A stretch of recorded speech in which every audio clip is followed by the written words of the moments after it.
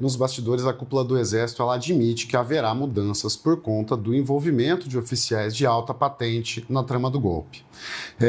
Por enquanto, e óbvio, né, pelo papel que os quides pretos, né, que são militares de elite, treinados em técnicas de guerra irregular, que sabem usar uma série de técnicas para influenciar, para assassinar e tudo que nós temos visto, né, conforme o andamento das investigações, nesse momento, a atual cúpula do Exército começou a olhar com um pouco mais de atenção e tem alguns planos em relação a mudanças, né?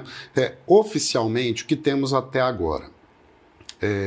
O Comando de Operações Especiais, o COPESP, que é onde fica a unidade principal dos quides pretos, que fica situada aqui em Goiânia, pertinho de Brasília, ele já está excluído do processo de escolha de novos alunos para se formarem no curso de Forças Especiais. Para quem não sabe, um oficial, um sargento, ele para se tornar um quid preto, ele tem que fazer pelo menos 2 cursos. O inicial é o de Forças Especiais e logo depois ele tem que fazer o curso de Ações e Comandos, que, aliás, era a unidade que o tenente-coronel Mauro Cid iria comandar se tudo desse certo ou se não tivesse acontecido tudo que todos nós já sabemos hoje, né?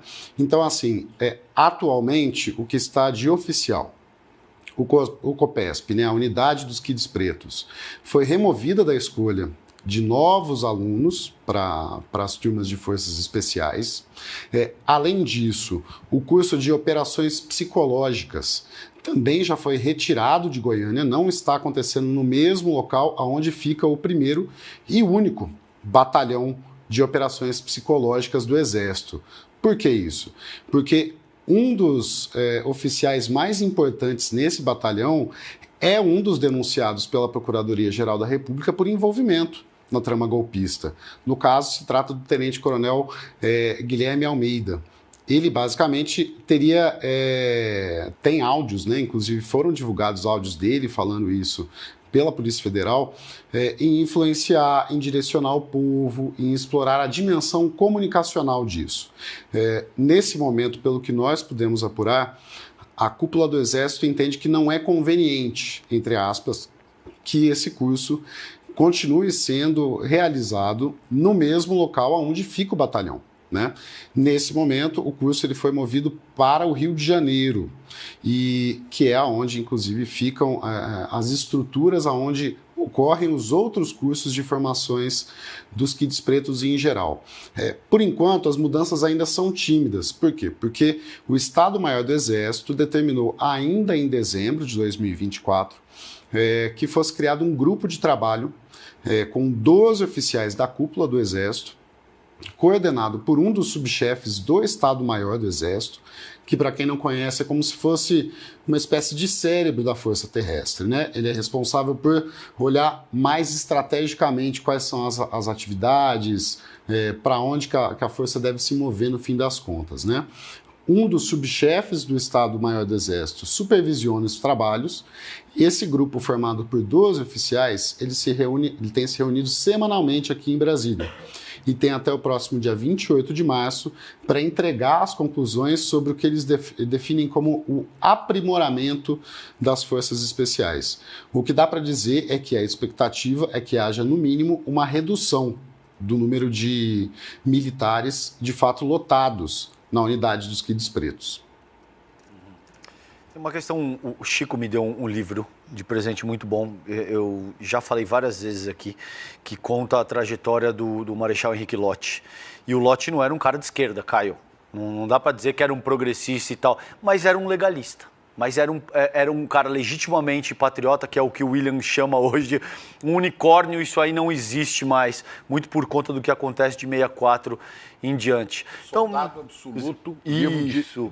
Wagner William. Wagner William, maravilhoso. Então, assim, me parece, Caio, que o que é absolutamente fundamental ao encontro disso que você está colocando é que a gente volte a ter uma força armada com caráter legalista, né, Chico? Ninguém está pedindo que você tenha um envolvimento político partidário, que sejam progressistas. progressistas, nem nada disso.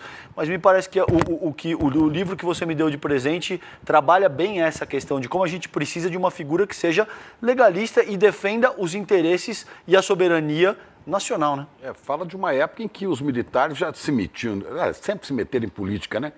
Mas desestabilizaram o governo do Getúlio.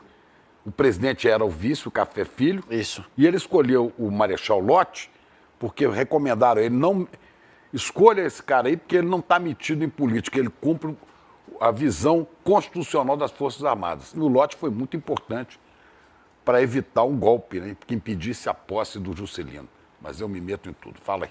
É isso aí. Fala, Caio.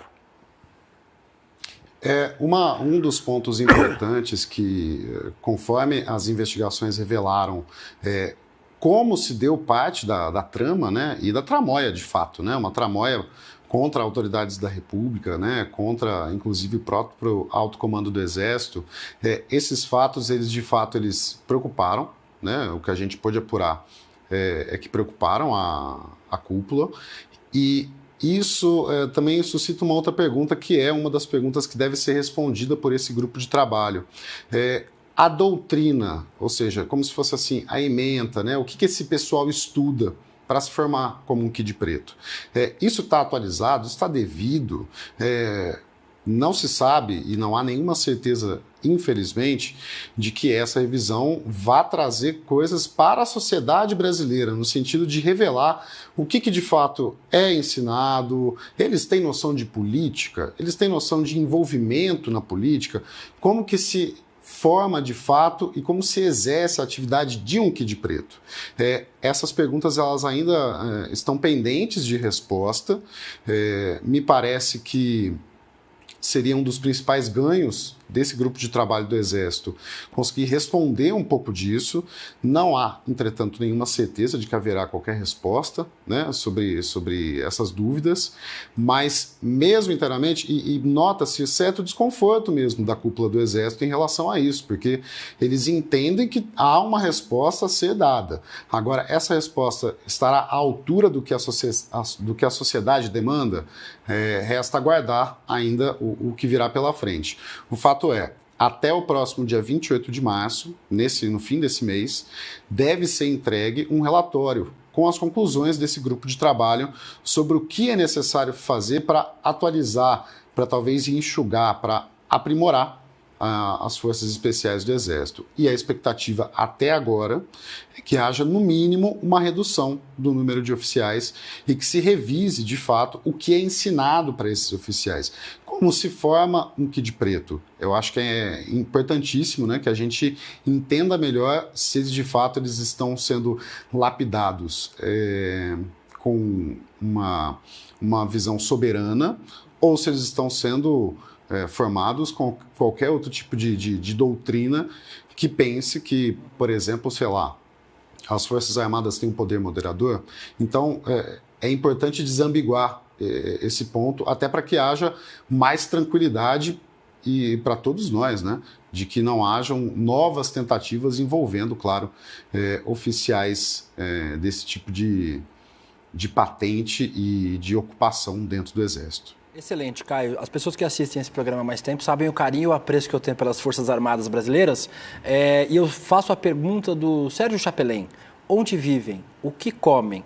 O que fazem os Kids Pretos? Se a gente não souber responder essa pergunta, na minha modesta opinião, não tem que mudar o currículo, tem que acabar. Extingue esse negócio. Se perguntar para que serve o IBAMA, Chico, você responder. Se perguntar para que serve o órgão do Brasil que cuida de energia nuclear, eu sei responder. Se perguntar para que serve a Agência Reguladora de Águas, eu sei responder. Mas eu não sei responder para que serve os Kids Pretos. Hoje eu sei. Serve para dar golpe, serve para ameaçar a democracia. Se serve para isso, não precisa reformar o currículo, precisa acabar. Jogar fora e usar o dinheiro público para coisa melhor do que pagar para a gente criar golpista nesse país, Vivian. Precisamos ter Kid?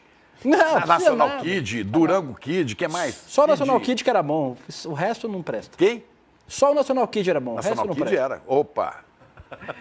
Tá bom, Caio, obrigada, viu? Um abraço para você. Já fazendo aqui o convite para a nossa audiência também a acompanhar a reportagem do Caio na Pública. Na semana que vem a gente volta. Abraço, obrigada, boa semana. Obrigado, gente. Um abraço.